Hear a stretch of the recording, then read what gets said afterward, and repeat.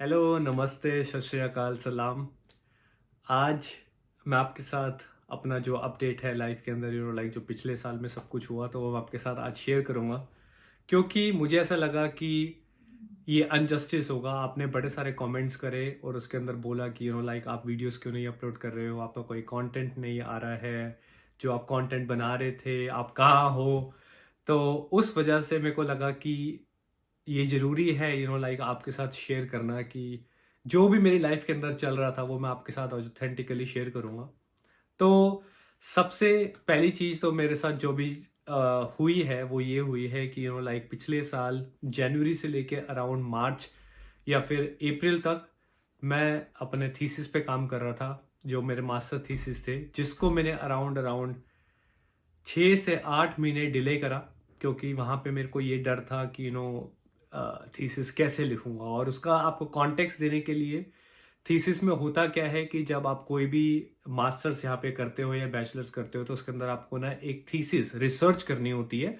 अगर आप वो रिसर्च करते हो तभी उसके बेसिस पे जब आप वो पेपर सबमिट करते हो, जब वो आप पास करते हो तभी आप डिग्री आपको मिलती है।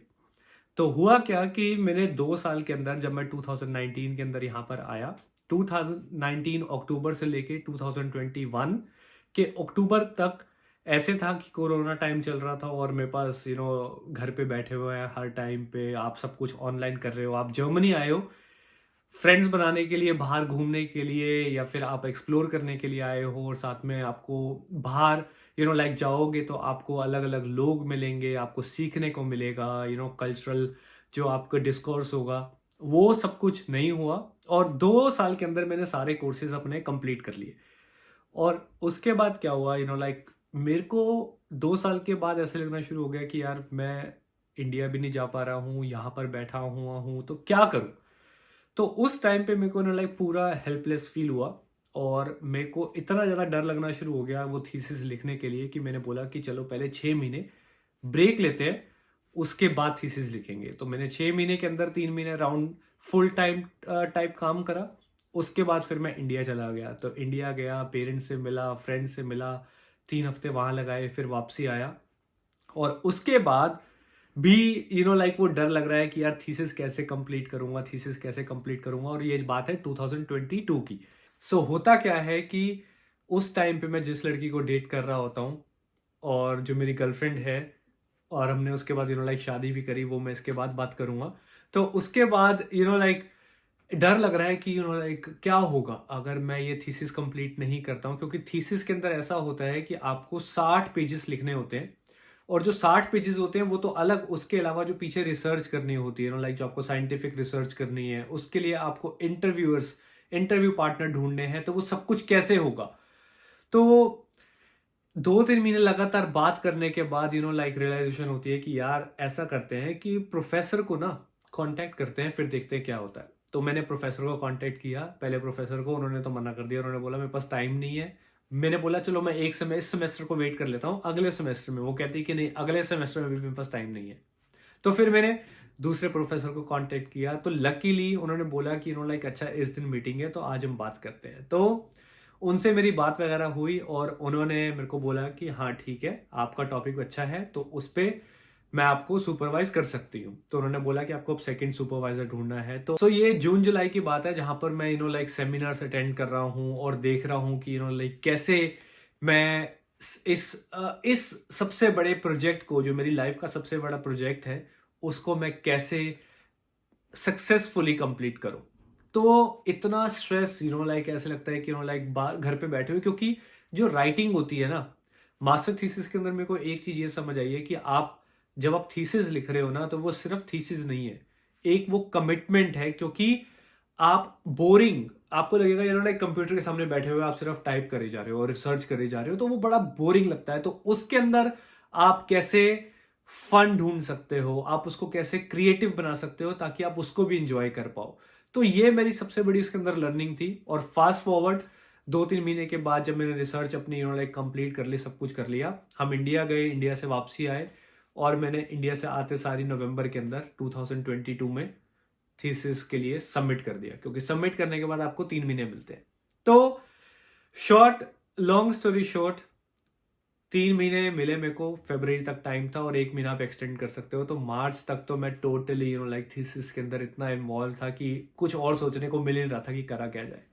लेकिन वो थीसिस सबमिट हो गए। उसके बाद आई थिंक जून के अंदर या जुलाई के अंदर रिजल्ट आया पिछले साल 2023 के अंदर कि मेरे कंप्लीट हो गया है, और मेरे को 2 महीने पहले अराउंड मेरी डिग्री मेरे पास आ गई। और जब मेरी डिग्री कंप्लीट हो रही है तो उसी के साथ हम एक और प्रोसेस शुरू कर देते हैं, और वो है कि हम शादी करना चाहते हैं।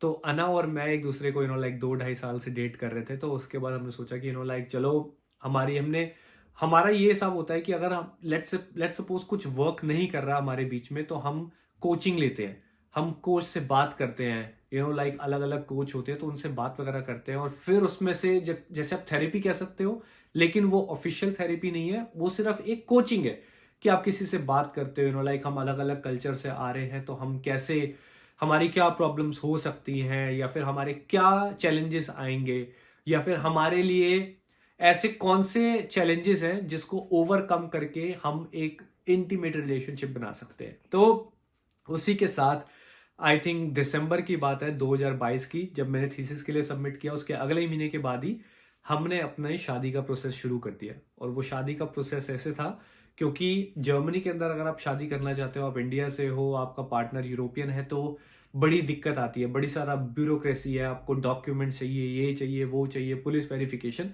तो हमने क्या करा, थोड़ा रिसर्च वगैरह करा, तो पता चला कि डेनमार्क के अंदर आप इजीली शादी कर सकते हो अगर आप इंटरनेशनल कपल हो।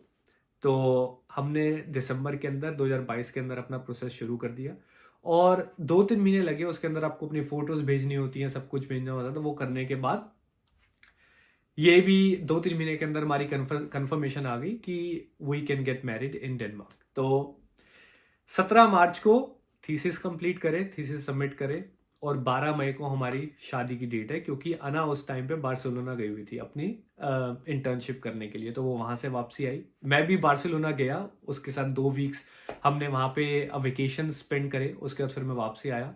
तो लाइक इतना सब कुछ चल रहा है, और आपके दिमाग में लाइक कि अच्छा यार वीडियोस नहीं बना रहा हूँ, और फिर हो क्या रहा है कि वीडियोस ना बनाने की वजह से ना एक बैड फीलिंग आ रही है कि यार वीडियोस भी नहीं मैं अपलोड कर रहा हूँ, मैं कुछ कंटेंट ही नहीं बना रहा हूँ। तो जब मैं अभी देख रहा हूँ तो अब मेरे को थोड़ी बहुत हंसी आती है लाइक कि कितना सब कुछ चल रहा था वहां पे। तो उसी के साथ हमने 12 मई को शादी करी डेनमार्क के अंदर। अनफॉर्चुनेटली मेरे पेरेंट्स नहीं आ सके, लाइक वीजा चाहिए आपको, ये चाहिए, वो चाहिए। तो उसके लिए फिर हमने डिसाइड करा कि हम शायद इस साल के एंड में, अक्टूबर के अराउंड अराउंड लाइक इंडिया में भी एक बिग वेडिंग करेंगे, जो इंडियन वेडिंग होती है, क्योंकि अना को भी बड़ा शौक है। तो उसी के साथ लाइक मेरे को कितना लाइक 12 मई को हमारी शादी होती है, और आज चल रहा है जनवरी। तो अराउंड अराउंड लाइक हमें 8-9 महीने हो गए हैं। तो अब मैं 8-9 महीने से सिंगल नहीं हूँ। तो वो भी एक अलग फीलिंग है, उस पर हम अलग बात करेंगे लाइक कि क्या क्या चैलेंजेस होते हैं इंटरकल्चरल या फिर इंटरनेशनल मैरिज के अंदर। तो वो अलग है। लेकिन मेरे को ऐसा लगता है कि लाइक हमने बड़ी सारी चीज़ों पे पहले ही बात कर ली थी शादी करने से पहले ही। तो वो जो क्लैरिटी है ना, वो आपको बड़ा साथ देती है। आपको इतनी क्लैरिटी होती है, आपको पता होता है कि लाइक आप रिलेशनशिप के अंदर हो। तो वो सारी चीज़ें उस पर हम नेक्स्ट वीडियो में बात करेंगे। या सो वहां पे हम मैरिज करते हैं, और उसके बाद हम क्या करते हैं ना, लाइक मैं उस टाइम पे यूनिवर्सिटी में जॉब कर रहा हूँ फुल्डा के अंदर, और वहां से फिर ये प्लान होता है कि अच्छा हम ना कोलोन शिफ्ट हो जाते हैं, क्योंकि उस टाइम पे फुल्डा में थे। तो कोलोन शिफ्ट होने का प्रोग्राम वहां से बनना शुरू होता है कि यार बड़ी सिटी में चलते हैं, इंटरनेशनल सिटी होगी, वहां पे कुछ नया एक्सप्लोर करते हैं। तो हमने पहले डिसाइड करा, शादी के बाद हम डेनमार्क में थे, लाइक हनीमून ट्रिप पे हम वहां पर थे, कैंपर पे घूम रहे हैं, और वहां से जब वापसी आ रहे हैं तो हमने डिसाइड करा कि यार अब हम कलोन शिफ्ट होंगे। तो कलोन शिफ्ट होने के लिए अब दिमाग में आया यार जॉब जॉब ढूंढनी पड़ेगी फिर से, लाइक आपको मकान ढूंढना पड़ेगा। तो यहाँ पर नेक्स्ट चैप्टर शुरू होता है कलोन शिफ्ट होने का। तो कलोन शिफ्ट होने के लिए लाइक हम 2-3 महीने लगातार सोच रहे हैं कि अच्छा कैसे कैसे करें, ये करते हैं, वो करते हैं। और हमारा पैरा प्लान था हम अगस्त या जुलाई के अंदर कलोन शिफ्ट हो जाएंगे।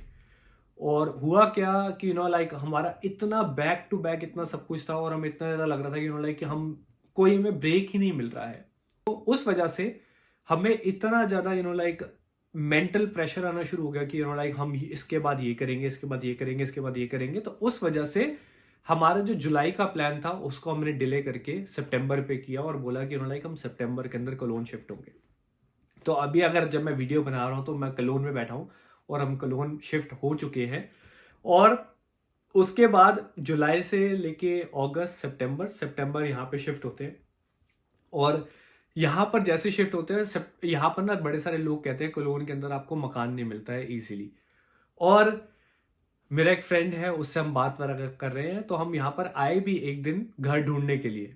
और वहां पर जहाँ पे हम गए तो वहां पे वो कहते हैं आपको किचन लेनी पड़ेगी, 3-4 हज़ार यूरो आपको एज अ डिपॉजिट देना पड़ेगा। तो हमने कहा यार ये तो उसमें लिखा ही नहीं हुआ था। और हम 11 घंटे लगा के फुल्डा से कलोन आए। वापसी रास्ते में घर जा रहे हैं और मेरा फ्रेंड मुझे एक मैसेज लिखता है कि लाइक मेरी लैंडलॉर्ड है, उसका बेटे का ना घर खाली हो रहा है क्योंकि वो दूसरी कंट्री घूमने जा रहा है। तो लकीली हम वो हमें घर मिल गया और अभी मैं वहीं पे बैठा हुआ हूँ।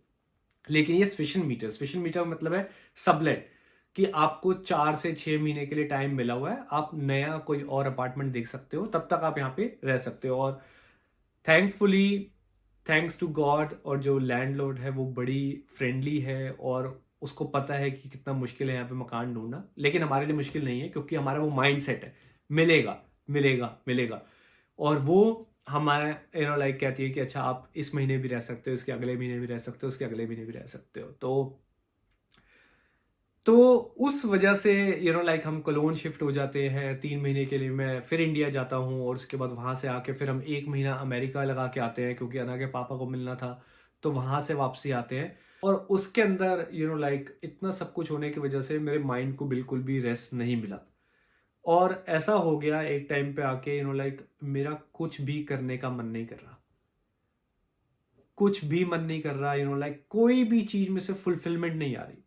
हालांकि सबको लग रहा है कि लाइक मैं बाहर घूम रहा हूं, मैं यहां जा रहा हूं, मैं ये कर रहा हूं, मैं वो कर रहा हूं। लेकिन मुझे नहीं पता लाइक आपको कभी वो चीज की रियलाइजेशन, आपको कभी वो रियलाइज हुआ हो।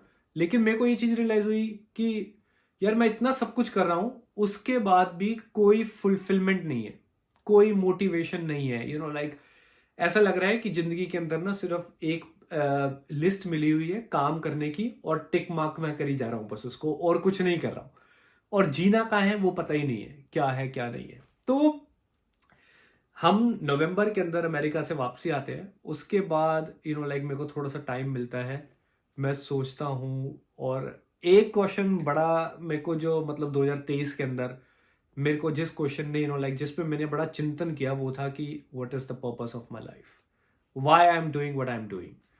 और इस क्वेश्चन की वजह से लाइक मैं बार बार सोच रहा हूँ कि अच्छा मैं करना क्या चाहता हूँ।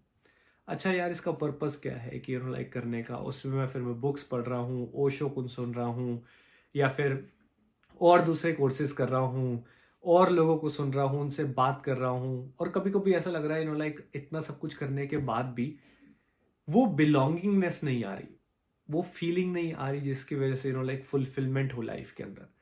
तो इस चीज को लाइक टैकल करते करते करते करते करते करते आप इसको ये भी कह सकते हो कि लाइक मेंटल हेल्थ इश्यूज कह सकते हो, डिप्रेशन कह सकते हो, सप्रेशन कह सकते हो, या फिर बर्नआउट कह सकते हो।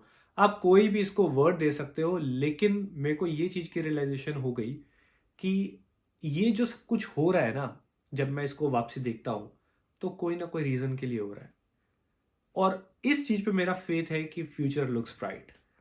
तो उस मोटिवेशन के साथ साथ चलते चलते चलते चलते मैंने कहा जो हो रहा है उस फेज में से निकलो।